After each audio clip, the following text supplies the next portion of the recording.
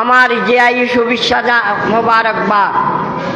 সংগ্রামী সাথী ভাইয়েরা, আপনারা জানেন বক্তব্য আজকে বক্তব্যের ফালা নয়, আজকে শুধু দোয়া মাহফিলের ফালা।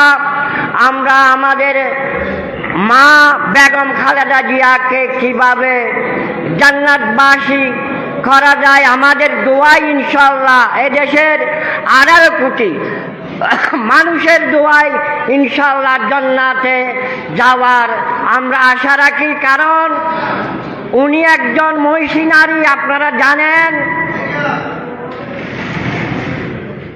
ওনার অনেক ত্যাগের বিনিময়ে এই দেশ শেষ পর্যন্ত আজকে 5ই আগস্ট হয়েছে, আবার নতুনভাবে স্বাধীন হয়েছে। আজকে সেই একজন মহিষী নারীকে আমরা হারিয়ে ফেলেছি। আমাদের অন্তরের অনেক ব্যথা, তার দোয়া ছাড়া আমাদের আর কিছু নাই। আগামীতে আপনাদের প্রতি আমার একটা অনুরোধ, ওনার উত্তর সুরে তারেক রহমান সাহেব আজান দেন তো একখানা করে আরো